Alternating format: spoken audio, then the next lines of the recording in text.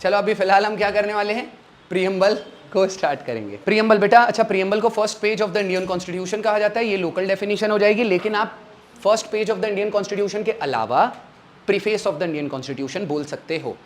फिलहाल बात कर लेते हैं कि प्रीएम्बल हमारा जो बेटा बेस्ड है वो ऑब्जेक्टिव रेजोल्यूशन पे बेस्ड है। किस पर बेस्ड है? ऑब्जेक्टिव रेजोल्यूशन को। इसको और ज्यादा आसान करने के लिए हम बोल सकते हैं कि प्रीएम्बल का ओल्ड नेम क्या था? Objective resolution. तो आपके एग्जाम में क्यों नहीं पूछा जा सकता कि ऑब्जेक्टिव रेजोल्यूशन को बनाया किसने था? जवाहरलाल नेहरू ने। या मूव किसने किया था? जवाहरलाल नेहरू ने 13 दिसंबर 1946। डायरेक्ट ईयर पे क्वेश्चन आता है कि ऑब्जेक्टिव रेजोल्यूशन कब मूव किया गया था? 13 दिसंबर 1946 में। तो क्वेश्चन क्यों नहीं पूछा जा सकता कि प्रीएम्बल को हमने अडॉप्ट कब किया था? बेटा संविधान को कब अडॉप्ट किया था? 26/11/49। तो बेटा प्रीएम्बल को भी तो तभी किया जाएगा 26/11/49। प्रीएम्बल आप सबने देखा था we the people of India से शुरू होता है। कई बार ऐसे क्वेश्चंस भी आते हैं कि प्रीएम्बल की पहली लाइन बता दो, we the people of India. अगर ये हो गया हो तो आप एक और चीज, वर्ल्ड का पहला कॉन्स्टिट्यूशन रिटन वाला किसने लिखा था? अमेरिका ने। तो लॉजिकली वर्ल्ड का पहला प्रीएम्बल कौन लिखेगा? अमेरिका। अगर रिटन कॉन्स्टिट्यूशन उसने लिखा है तो पहला पेज भी लिखा होगा, मतलब पहला प्रीएम्बल भी। इसलिए एक और चीज बता रहा हूं मैं, आपके एग्जाम में कभी अगर क्वेश्चन ये आ जाए कि प्रीएम्बल का सोर्स क्या है, हमने प्रीएम्बल कहां से लिया है? अमेरिका से लिया है। याद रखने का तरीका यही है, first written constitution, first preamble दोनों अमेरिका ने लिया है, तो हमने प्रीएम्बल कहां से लिया है? अमेरिका से। अब याद रखिएगा, एक एग्जाम में क्वेश्चन पूछा था, इसलिए यहां नोट करा के रखा हूं। एक एग्जाम में क्वेश्चन पूछा गया था, बताइए ऑब्जेक्टिव रिजोल्यूशन में कौन सा शब्द नहीं था? फ्रेटर्निटी नहीं था। ये उस एग्जाम का क्वेश्चन था। वैसे तो बेटा लिबर्टी भी नहीं था और इक्वलिटी भी नहीं था। फ्रेटर्निटी के अलावा 3 शब्द और नहीं थे, SIS, क्योंकि ये 3 शब्द को तो हमने 1976 में ऐड किया था ना। वो 3 शब्द क्या हो जाएगा? इंटीग्रिटी हो जाएगा, सोवरेन और सेक्युलर। ओके, सोवरेन, सेक्युलर और इंटीग्रिटी, ये तीनों शब्द हमने ऐड किया था। बेटा एक और चीज बताना चाहेंगे, ये 3 चीजें हमने बाहर के सोर्सेस से ऐड किया था। मतलब ये सोवरेन आप कर, अच्छा देखो एक और चीज मैं बताना चाहूंगा, सोवरेन का मतलब क्या होता है? आप सोवरेन मतलब क्या? अच्छा एक काम करो, सोशलिस्ट तो नहीं है वो, एक बार चेक करो, सोशलिस्ट और सेक्युलर हो सकता है, फिर सोवरेन नहीं होगा, सोशलिस्ट, सेक्युलर एंड इंटीग्रिटी। ठीक है, क्योंकि सही बात है, सोवरेन का मतलब ही होता है the head of the country should be elected person, जो कि हमारा पहले ही था। ठीक है, अगर ये सारी चीज हो गई हो तो आगे मैं पहले ही बताना चाहूंगा, ये जो 3 शब्द ऐड किए गए थे ना, क्वेश्चन क्या पूछेगा? किस अमेंडमेंट एक्ट के थ्रू डाले गए थे? 42nd amendment act 1976। पक्का समझ में आ गया? अगला वाला देख लेते हैं। ये अब आ रहा है आपका मेन चीज। प्रीएम्बल के बारे में अब तक हमने क्या पढ़ा? First page of the Indian constitution, source क्या था? अमेरिका। और क्या चीज हमने पढ़ी हुई है प्रीएम्बल के बारे में कि प्रीएम्बल में कौन से 3 शब्द ऐड किए गए थे, जिसका हमने शॉर्टकट बनाया था, सिस्टर का शॉर्ट फॉर्म होता है सिस। ठीक है, 3 शब्द, सिस, सोशलिस्ट, इंटीग्रिटी और सेक्युलर। और यहां मैं सेक्युलर का मतलब बताना चाहूंगा, धर्मनिरपेक्ष। मतलब हमारे लिए हर धर्म की इक्वली हम रिस्पेक्ट करते हैं, इसी का मतलब होता है सेक्युलरिज्म। बात कर लेते हैं प्रीएम्बल के बारे में। द इंग्लिश वर्जन जो हमारा हैंड रिटन लिखा गया था प्रीएम्बल, वो किसने लिखा था? प्रेम बिहारी राय ज़ादा। अगर क्वेश्चन ये पूछ लिया जाए हिंदी वर्जन किसने लिखा था प्रीएम्बल का, तो वसंत कृष्ण वैद्य। पक्का। तीसरी चीज आपको याद रखना है, अगर क्वेश्चन ये पूछ लिया जाए प्रीएम्बल को डिजाइन किसने किया, तो याद रहिएगा राम मनोहर सिन्हा। तो ये 3 चीजें, इंग्लिश वर्जन, हिंदी वर्जन और उसका डिजाइनर, ये चीजें आपको याद रखनी है। प्रीएम्बल आज तक सिर्फ एक बार अमेंड हुआ है, और वो हुआ था 42nd अमेंडमेंट एक्ट, जिसमें हमने 3 चीजें लाई थी, और तीनों के तीनों वर्ड यहां हैं, सोशलिस्ट, इंटीग्रिटी और सेक्युलर। सबसे ताबड़तोड़ लाइन इस पूरे पेज की बताऊं क्या है? Preamble is not justiciable. ये नॉन जस्टिसिएबल है प्रीएम्बल आपका। और ऐसी 2 चीजें एक्स्ट्रा बता देता हूं जो नॉन जस्टिसिएबल है, डीपीएसपी और फंडामेंटल ड्यूटी। 3 चीजें हैं जो नॉन जस्टिसिएबल है, इसको लेके आप कोर्ट में नहीं जा सकते अगर इसमें कुछ लिखा हुआ है। ठीक है, प्रीएम्बल ड्राफ्ट बेटा देखो, एक और चीज बता रहा हूं, इसको स्पेसिफिक ये कहीं मेंशन नहीं किया गया कितना समय लगाया गया था जब ओवरऑल आपका बनाया जा रहा था। हाँ, ड्राफ्टिंग कमेटी बनी थी, 58 डेज से 60 डेज के अंदर उसने ओवरऑल कॉन्स्टिट्यूशन अडॉप्ट कर मतलब बना के दिया था। अलग से प्रीएम्बल नहीं बनाया गया था, वो 11 सेशन के दौरान ही हुआ। अगर पूछा जाए आपको कि पूरा संविधान कितने में बना था, तो 2 साल 11 महीने 18 दिन 11 सेशन, ये ऐसा होगा। अब बात कर लेते हैं यहां पर 3 टाइप्स ऑफ जस्टिस जो प्रीएम्बल में दिया हुआ है, सोशल जस्टिस, इकोनॉमिक जस्टिस और पॉलिटिकल जस्टिस। तो आपको ये याद रखना है कि 3 तरह का जस्टिस दिया हुआ है, जिसको आप याद रखने के लिए क्या बोल सकते हो? सेप, सोशल, इकोनॉमिक एंड पॉलिटिकल। आपको क्वेश्चन क्या पूछा जाएगा? ये जो 3 तरह के जस्टिस है प्रीएम्बल में कहां से लिया गया था? यूएसएसआर से लिया गया था। ठीक है, और अगर क्वेश्चन पूछा जाएगा कि प्रीएम्बल के अंदर 3 शब्द है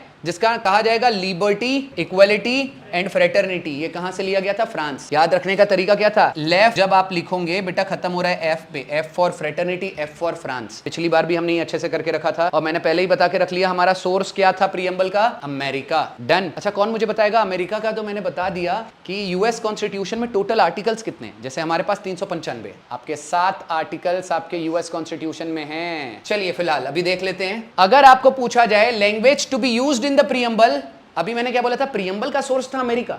अगर कभी पूछ लिया जाए language to be used in the preamble, जिस तरीके से लिखा गया है प्रीएम्बल, उसका सोर्स क्या था? ऑस्ट्रेलिया। क्वेश्चन अगर आपको पूछा जाए कि प्रीएम्बल को अमेंड कौन कर सकता है? पार्लियामेंट। वैसे तो बेटा किसी भी चीज को पार्लियामेंट ही अमेंड कर सकता है, सिर्फ वो थोड़ा कंफ्यूजन ऐसा आ जाता है कि भाई हाँ इसको कौन करता है, कभी सोचे नहीं, पूरे संविधान को ही वही करेगा। बात कर लेते हैं कि बताइए प्रीएम्बल को अमेंड करने के लिए कौन से आर्टिकल का यूज होगा? 368। बेटा सिर्फ प्रीएम्बल को ही नहीं, किसी भी चीज को अमेंड करने के लिए वही वाला आर्टिकल है, तो ये हो जाएगा आर्टिकल 368, अमेंडमेंट वाला आर्टिकल। 3 cases of preamble. अब प्रीएम्बल में 3 केसेस है, तीनों में लड़ाई हुई। लड़ाई ये हुई कि क्या प्रीएम्बल हमारे संविधान का भाग है या नहीं। तो तीनों केसेस में एक ही डिसीजन आने वाला है या नहीं।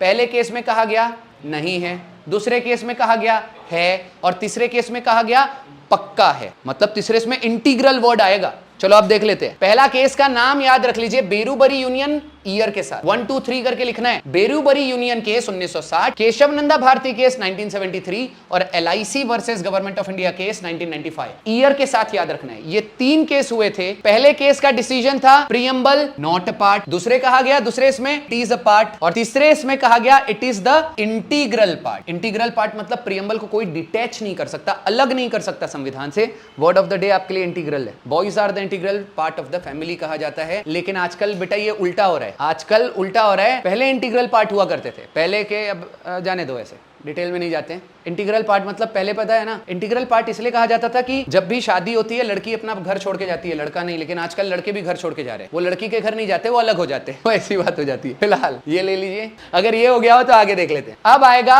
प्रीएम्बल के ना डिफरेंट नाम है जो एक्सपर्ट्स ने उनको दे के रखा है। बेटा प्रीएम्बल के निकनेम्स पे क्वेश्चन आएगा, तो लिख लीजिए डिफरेंट नेम्स ऑफ प्रीएम्बल। चलिए अब आगे देखते हैं। फिलहाल आपको अगर किसी ने कभी पूछ लिया प्रीएम्बल को सोल ऑफ द कॉन्स्टिट्यूशन किसने बोला है, बेटा मतलब आत्मा, ये हमारे संविधान की आत्मा है। तो आप याद रखिएगा, इसको पंडित ठाकुर दास ने भी बोला है, ये किसी बुक में नहीं लिखा है। आपको आंसर हमेशा ये याद रखना है, डॉक्टर बाबा साहेब आंबेडकर। लेकिन ऑप्शन में अगर ना मिले तो पंडित ठाकुर दास ने भी कहा है, और उसके अलावा जस्टिस मोहम्मद हिदायतुल्लाह ने भी कहा है। 3 लोगों ने कहा है कि preamble is the soul of the Indian constitution. पक्का अगर क्वेश्चन पूछ लिया जाए कि प्रीएम्बल को कॉन्स्टिट्यूशन की चाबी किसने कहा है, मतलब सिर्फ की किसने कहा है, बेटा ताला तोड़ के माखन कौन खाते थे? कृष्ण भगवान। तो कृष्णा अय्यर। पक्का अगर क्वेश्चन पूछा जाए कि संविधान का फिलोसॉफी प्रीएम्बल को किसने बोला है, that is philosophy of the Indian constitution, बेटा एक और चीज बताओ, इसको 100 स्टार 10 स्टार जो देना है दे दो। ये सबसे कॉमन क्वेश्चन है जो पूछा जाता है। Preamble is the philosophy of the Indian constitution, Granville Austin ने कहा है। ID card of the Indian constitution किसने कहा है? एन.ए. पालखी वाला। ठीक है, कौन सा वाला? पालखी वाला। 2 ही लोग तो फेमस है, एक चाय वाला और एक पालखी वाला। कीन या क्वीन जो भी बोला जाएगा, ये वर्ड ऑफ द डे है, पेलेंकीन या पेलेंक्वीन। अच्छा पेलेंक्वीन का सिनोनिम हो जाएगा लीटर, कचरा वाला जो लीटर होता है ना, लीटर इसका एग्जैक्ट सिनोनिम है आपके डोली का। हॉरोस्कोप किसने कहा है? हॉरोस्कोप बेटा हिंदी में होता है कुंडली। हर कोई कुंडली उंडली बहुत सारे लोग मानते हैं। के.एम. मुंशी फिलहाल याद रखिएगा, के.एम. मुंशी। अच्छा एक और चीज बताओ, ये प्रीएम्बल को ना गहना किसने बोला है? Jewel set of the Indian constitution. बेटा गहना सबसे ज्यादा किसके पास होता है? अमीरों के पास, तो ठाकुर जी। ठीक है, ठाकुर मतलब बहुत सारा पैसा रहा होगा। ठीक है, ठाकुर दास। ये अगर हो गया हो तो आगे बढ़ जाए। चलिए हमने देखा था की ऑफ द इंडियन कॉन्स्टिट्यूशन। की मतलब चाबी, चाबी मतलब ताला, ताला मतलब कृष्णा अय्यर। बेटा ये की नहीं है, की नोट है। तो लिख लीजिएगा Ernest Barker. Word of the day Ernest का मतलब क्या होता है? Preamble is a proper yardstick. Preamble is a proper yardstick. इतना भी कर लिया ना तो भी चल जाएगा, पूरा लिखने की जरूरत नहीं। Preamble is a proper yardstick. आपने देखा होगा जब आप कपड़ा लेने जाते हो, कपड़ा खरीद के अगर कुछ बनाते हो तो उनके हाथ में यार्डस्टिक होती है जिससे कपड़ा नापते हैं, वो स्टिक जो होती है। यार्डस्टिक मतलब कोई ना कोई चीज नापना। तो प्रीएम्बल को इन्होंने यार्डस्टिक बोला था। अब नॉर्मल सी बात है, यार्डस्टिक बोला है तो वो कुछ ना कुछ मेजर करेगा। With which one can measure the worth of Indian constitution. मतलब प्रीएम्बल एक यार्डस्टिक है जिससे आपको संविधान का महत्व पता चलता है। पक्का अगर इतना हो गया हो। ये किसने बोला था? अगेन बेटा इतनी प्रॉपर, इतना अच्छा लाइन कोई अमीर आदमी ही बोल सकता है, आप याद रख लेना। अच्छा एक और चीज, यार्डस्टिक मतलब आप बिजनेसमैन भी डाल जा सकते हो। बिजनेस कौन करते हैं? अमीर लोग। अमीर मतलब ठाकुर जी। ठीक है, हमारे यार्डस्टिक से याद आएगा दर्जी, और दर्जी से कौन याद आएगा? ठाकुर जी। ठीक है, अगला देख लेते हैं। Preamble resembles the declaration of independence of USA but it is more than a declaration, justice Mohammad Hidayatullah ने कहा था। ये अगर नहीं लिखा तो भी चल जाएगा बेटा, ये तो मैं आपको क्या कर दूंगा, शेयर कर दूंगा। इसी के साथ ब्रेक योर लेग नहीं होता बेटा, ये अपनी टांग तोड़ाने का नहीं, ब्रेक अ लेग होता है। फ्रेज ऑफ द हमेशा मैंने कहा है, ऑल द बेस्ट। इसी के साथ हमने आज क्या कवर कर लिया, प्रियम्बल। चलो देखो, सबसे पहली चीज, फंडामेंटल राइट्स कौन से पार्ट में, थर्ड पार्ट में। फंडामेंटल राइट की आर्टिकल की रेंज क्या है, 12 से 35। चलो एक काम करते हैं, आप फटाफट लिखना चालू करो बेटा।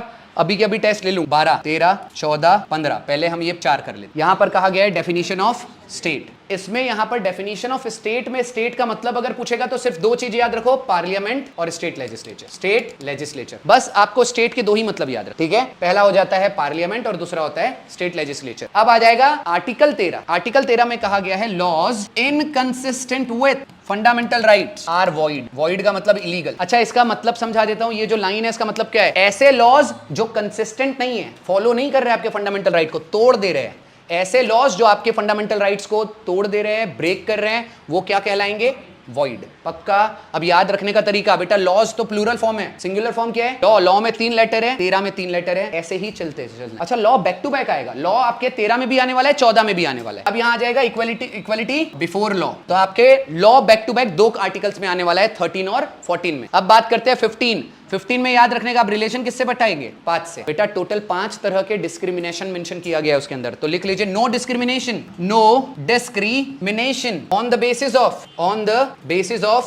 ऑफ 5 चीजें हैं, रेस, रिलीजन, कास्ट, सेक्स और प्लेस ऑफ बर्थ। इसका फुल फॉर्म नहीं पता होगा तो मेरे से पूछ लेना। फिलहाल इतना लिख लीजिए, तब आगे बढ़े। यहाँ डिस्क्रिमिनेशन का मतलब होता है भेदभाव। हाँ, place of birth, race, religion, caste. Caste में बेटा ई भी लगता है, हाँ, नहीं तो वो मूवी वाला कास्ट या फेंकने वाला कास्ट हो जाएगा। Word of the day, throw का सिनोनिम क्या होता है, कास्ट। एक अंग्रेजी में कहावत है, थ्रोइंग पर्ल्स या कास्टिंग पर्ल्स बिफोर स्वाइन। चलो, रेस, रिलीजन, कास्ट, सेक्स। 16, 17, 18, 19, 4। ध्यान दो, 16 में क्या कहा गया है, एम्प्लॉयमेंट। बस आपको आज ऐसे ही याद करना है, इतना ही लिखो, बाकी सब मैं बता दूंगा। अब आएगा आर्टिकल 17 में लिखो अनटचेबिलिटी। 18 में लिखो टाइटल।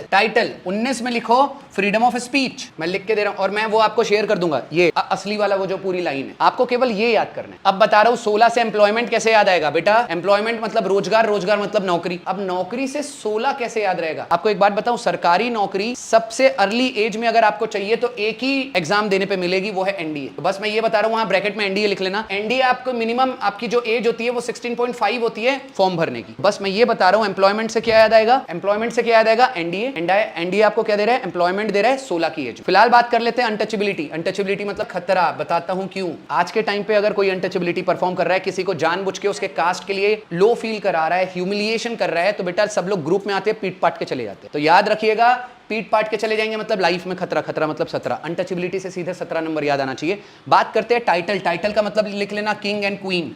अब ये ब्रैकेट में किंग एंड क्वीन लिख लो। ये आजकल अब कोई भी इंसान अपने नाम के पहले राजा रानी नहीं लगा सकता। मैंने पिछली बार भी बोला था, राजा रानी लगा सकता है अगर नाम ही राजा हो तो, ठीक है। राजा पधार रहे हैं, फिर अगर कोई जज डांट दिया, सर राजा नाम है, ठीक है, ये याद रखिएगा। अच्छा, किसी ने मुझे बोला था, सर आज भी आप ये जो आर्टिकल 18 पढ़ा रहे हो ये एप्लीकेबल बहुत सारी जगह नहीं होता। तो बेटा सिर्फ 18 नहीं, कुछ एप्लीकेबल नहीं होता, ये लिखा जा रहा है। क्योंकि अगर आर्टिकल 16 में क्या कहा गया है कि भाई अगर आपको गवर्नमेंट की नौकरी चाहिए तो सबके लिए इक्वालिटी है, जबकि इक्वालिटी है ही नहीं। आप देखिए हर जगह जाइए, रिजर्वेशन सिस्टम चल ही रहा है, फिर कहां की इक्वालिटी आ गई। Protection against conviction for offences. तो फिलहाल आपको यहां क्या करना है, एक ही चीज लिखनी है, conviction for offences. Conviction for offences, यहां ऑफेंस का मतलब क्या हुआ, गुनाह, यानी आप जो जुर्म करते हो। अब कन्विक्शन का मतलब हुआ सजा, जो आपको कोर्ट देती है। सजा जो आपको कोर्ट देती है उसको क्या कहा जाता है, कन्विक्शन। ये अगर आप समझ के करोगे तो बेहतर रहेगा। कोर्ट जो आपको सजा दे रही है ना बेटा, आर्टिकल 20 में उसके लिए प्रोटेक्शन दिया गया है। 20 में क्या कहा गया है कि कोर्ट जो आपको सजा देगी, संविधान कहता है उसके लिए आपको प्रोटेक्शन क्या क्या अवेलेबल है। 3 तरह के आपको इसके अंदर सारी चीज बताई गई है। तीनों मैं डिस्कस कर लेता हूं डिटेल में। चलो चल लेते हैं। 3 चीजें हैं। पहला है, लिख लो तीनों चीजें, हाँ तीनों चीजें लिखना है, लाइन से लिखते हुए चलो, फिर डिफाइन करूंगा। पहला है नो डबल जियोपार्डी,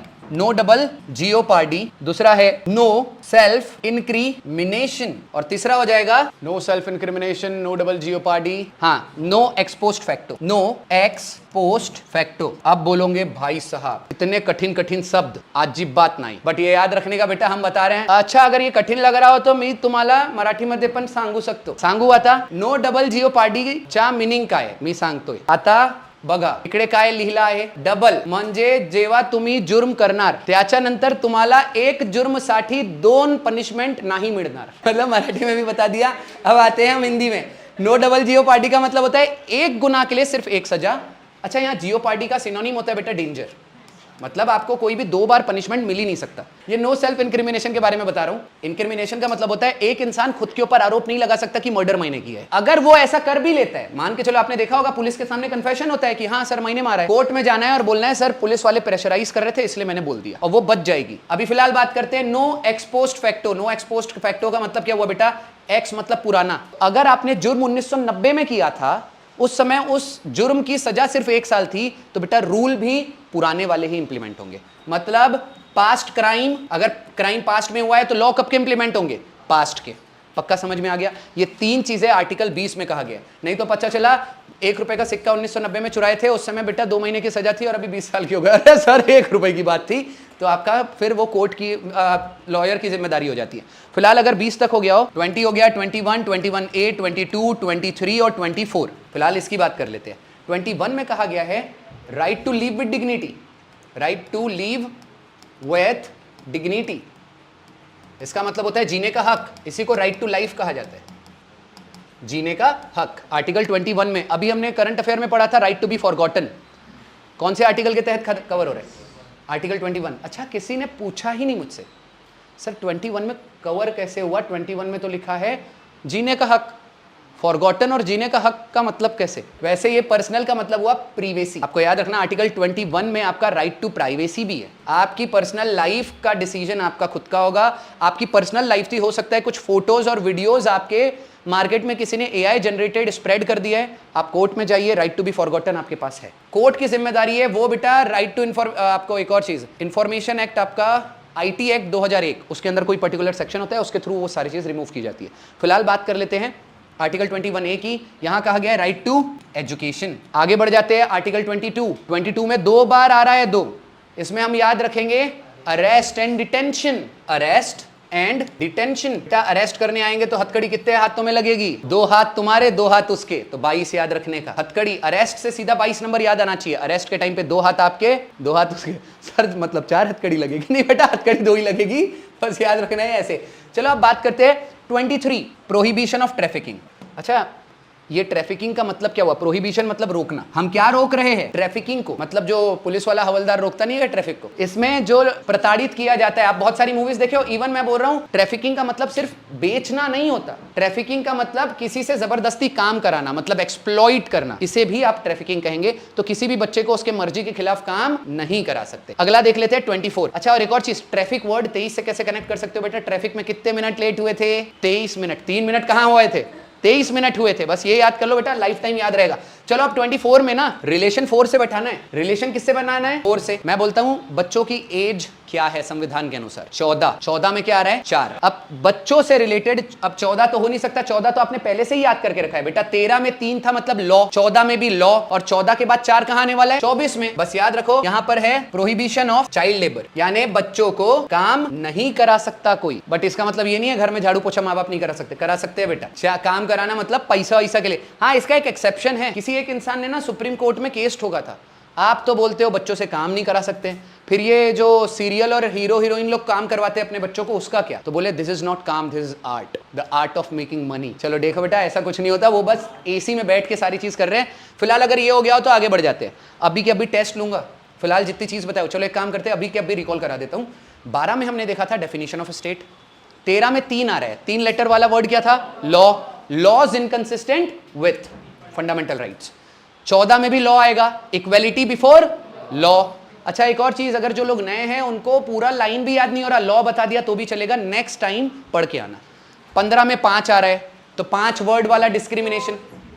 डिस्क्रिमिनेशन मतलब भेदभाव. भेदभाव कितने तरह का था, 5. Race, religion, caste, sex, place of birth. मतलब 5 चीजों में आपके साथ भेदभाव नहीं होगा. इसका सीधा मतलब है 6वीं चीज में भेदभाव होगा.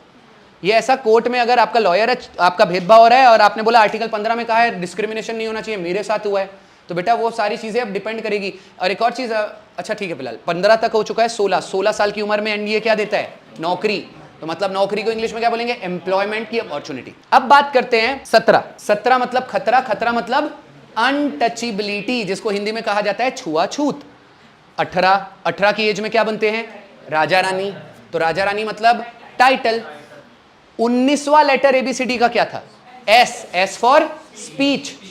मैंने बोला था बेटा 20 में ना ब्रैकेट में टी डाल लो, इसका मतलब हो जाएगा टफ, आपको खुद करना है। कन्विक्शन फॉर ऑफेंसेस, उसके लिए प्रोटेक्शन दिया गया है।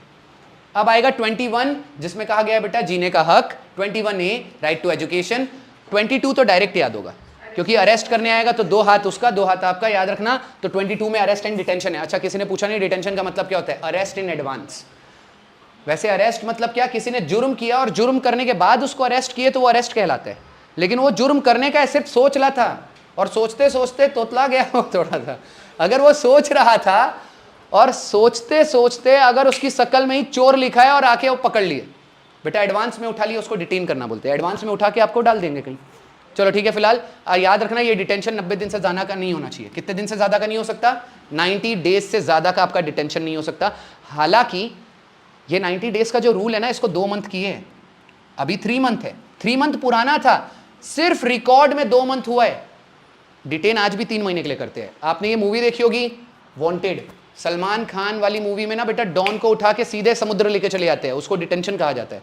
वो बोलता है अभी मेरे लॉयर को कॉल लगाने दे, लॉयर को कॉल लगाने दे। कॉल लगाने नहीं देंगे हम, क्योंकि बेटा कॉल लगाएगा तो तुरंत छुट जाएगा ना। तो डिटेंशन का मतलब ही है नो लॉयर।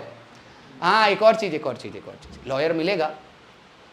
वो डॉन को उठाए थे, अगर डॉन को उठाए थे तो उसको प्रिवेंटिव डिटेंशन कहा जाता है। अगर कोई शरीफ आदमी को उठाए, उसके ऊपर कोई क्रिमिनल रिकॉर्ड ही नहीं है, तो उसके हाथ में बेटा 24 आवर्स के अंदर मैजिस्ट्रेट के सामने खड़ा करना जरूरी है। फिलहाल ये डिटेल में हम बाद में देखने वाले हैं, हम अभी क्या देख रहे हैं? सिर्फ आर्टिकल्स। अब बात करते हैं 25 से 28 की। रीजन बता रहा हूं 29 अभी इंक्लूड क्यों नहीं कर रहा हूं बेटा। ये 4 जो आर्टिकल है ना, ये रिलीजन से रिलेटेड आर्टिकल है, तो मिडल में लिख लो रिलीजन, धर्म से रिलेटेड। ये मोदी जी के फेवरेट आर्टिकल्स है, ठीक है। मतलब मोदी जी बात बात पे हिंदू खतरे में है ना थोड़ा, आर्टिकल 25 के तहत, तो आपको थोड़ा सा ये याद रखना है। फिलहाल बात करते हैं 25 से। याद क्या आएगा? 25 मतलब किसका स्क्वायर है? 5 का स्क्वायर है। अगर 5 का स्क्वायर है, 5वीं क्लास से आप साइंस पढ़ते हो, तो यहां लिखो कंसाइंस, फ्रीडम ऑफ कंसाइंस, बस इतना लिखना है।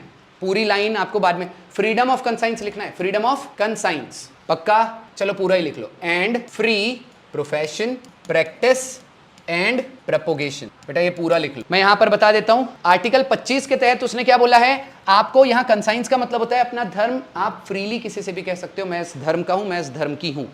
इसके अलावा सामने क्या कहा गया है? एंड फ्री, मतलब आप फ्री हो, आपको फ्रीडम दिया गया है प्रोफेशन का, प्रैक्टिस का और प्रोपोगेशन का। प्रैक्टिस मतलब यहां लिख सकते हो डैश करके वर्शिप, आप अपनी पूजा पाठ कर सकते हो, कोई रोक नहीं सकता पूजा पाठ करने से। आर्टिकल 25 में कहा गया है every person are allowed to do their practice, religious practice, उसका मतलब ही हुआ पूजा पाठ, ठीक है। प्रोपोगेशन का मतलब होता है थोड़ा प्रचार करना। अब आप बेटा देखे होंगे जुलूस उलूस निकालते हैं, रामनवमी होती है, सारी चीजें होती है, वो एक तरह से प्रचार हुआ सारा चीज। फिलहाल अब बात कर लेते हैं article 26, freedom to manage religious affairs. पता है ये याद कैसे रहेगा? मैनेज को डबल इन्वर्टेड कॉमा करो, इसके अंदर टोटल 6 लेटर है और 26 के अंदर 6 आ रहे हैं। बस मैनेज वर्ड याद रखना है, फ्रीडम टू मैनेज। 27 याद रखना है, freedom from payment of taxes, मतलब आपको टैक्सेस पे करने के लिए फ्रीडम दिया गया। आपके धर्म वर्म पे कभी टैक्स वैक्स नहीं लगता, ये याद रखना। पुराने टाइम पे मुगल्स लगाते थे जिजिया टैक्स, नाम सुना है? जिजिया टैक्स का मतलब था, अब मुगल्स थे बेटा इस्लाम वर्ल्ड से, तो जो लोग मुस्लिम थे उनको वो टैक्स नहीं लगता था, नॉन मुस्लिम के ऊपर टैक्स लगाया गया था जिजिया। हमारी भारत ऐसा कुछ नहीं करती है, पक्का समझ में आ रहा है? तो याद रखना है freedom from payment of taxes. इसके अंदर एक और चीज कही गई है। अब आप बोलोगे सर क्या बात कर रहे हो, हम जब भी मंदिर के अंदर जाते हैं पेमेंट तो लेते हैं वहां टैक्स, तो सरकार को एक बार किसी ने बोला था एंट्री फीस ले कैसे सकते हो आप? आर्टिकल 27 में कहा गया है कि टैक्स वैक्स आप ले नहीं सकते, तो सरकार ने जवाब दिया वो टैक्स नहीं है वो फीस है। ये समझ में आ रहा है? फीस ले सकते हैं, टैक्स नहीं ले सकते। चलिए अब बात करते हैं 28 की। अच्छा ये याद कैसे रहेगा? पेमेंट में पूरे 7 लेटर है, ठीक है।